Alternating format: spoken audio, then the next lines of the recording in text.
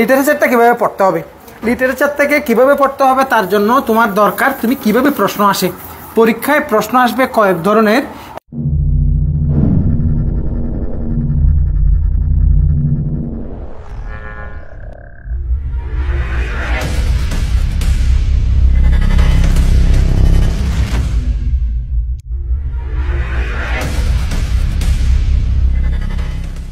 পিরিয়ডের টেনিউর থেকে প্রশ্ন আসতে পারে, অর্থাৎ মনে করো বাংলা সাহিত্যের যুগ বিভাজন আছে না, প্রাচীন যুগ, মধ্যযুগ, আধুনিক যুগ। হ্যাঁ, এই প্রাচীন যুগ, মধ্যযুগ, আধুনিক যুগ পড়ার সময় যে প্রাচীন যুগ এত সাল থেকে এত সাল, মধ্যযুগ এত সাল থেকে এত সাল, ইংরেজির এই পিরিয়ডগুলো থেকে প্রশ্ন আসতে পারে। দ্বিতীয় নাম্বার হচ্ছে প্রশ্ন আসতে পারে যে কোনো একটা রাইটার নিয়ে। এখন রাইটার নিয়ে একাধিকভাবে, তিনভাবে প্রশ্ন আসতে পারে। বেসিক্যালি রাইটারের অরিজিন নিয়ে প্রশ্ন আসতে পারে।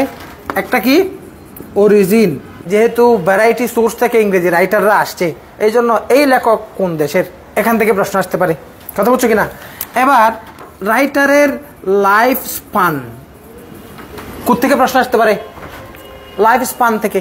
অর্থাৎ লাইফ স্পানের প্রশ্নটা দুইভাবে, একটা হচ্ছে একজন লেখক দিল, বললো এই লেখকটা কোন পিরিয়ডের, তাহলে তুমি তার লাইফ স্পান, জন্ম মৃত্যু সম্পর্কে জানলেই তো তুমি বুঝবা এটা ওই পিরিয়ডের।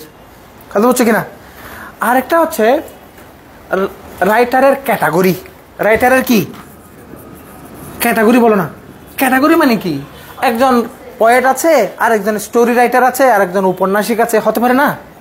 মেজর এই তিনটা জায়গা থেকে রাইটার বেসড প্রশ্ন আসে। বুঝতে পারছি? সহজ, ব্যাপারগুলো লেখার মতো কঠিন কিছু না। এবার প্রশ্ন আসতে পারে লিটারেরি ভ্যারাইটি। লিটারেরি ভ্যারাইটি ব্যাপারটা কি? লিটারেরি ব্যাপারটা হচ্ছে একটা বইয়ের নাম দিল, বললো এই বইটা কি উপন্যাস নাকি নাটক নাকি ছোট গল্প, এর কিসের বই, এরকম এই টাইপের লিটারেরি ভ্যারাইটি সম্পর্কে প্রশ্ন আসতে পারে। প্রশ্ন আসতে পারে ক্যারেক্টার নিয়ে,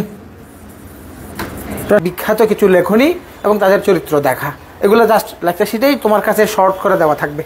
আচ্ছা, তারপরে তোমার প্রশ্ন আসতে পারে লিটারেরি টার্মস। লিটারেরি টার্মসগুলো নিয়ে ক্লাস হবে, সুতরাং ডোন্ট ওয়ারি, আলোচনা হবে, এর বাইরে এত কঠিন আসবে না। বুঝতে পারছি? এখানে মূলত অলমোস্ট সব কিছু চলে আসছে। তাহলে আমরা এই যে বিষয়গুলো, আমাদের প্রশ্নের ধরন, এটা কিসের ধরন? ইংরেজি সাহিত্যের প্রশ্নের ধরন। এই ধরনের প্রশ্নগুলো আমরা ফেস করব। এই জিনিসগুলো আয়ত্ত করার জন্য আমরা প্রিপারেশনটা নিব বেসড অন পিরিয়ডস, অর্থাৎ ইংরেজি সাহিত্যের পিরিয়ডগুলো সম্পর্কে একটা ক্লিয়ার কনসেপ্ট তোমার দরকার। ওখান থেকে আমরা প্রশ্ন শুরু করি। শিরোনাম হচ্ছে, লিখতে পারো, শিরোনাম হচ্ছে কি? Periods of English literature.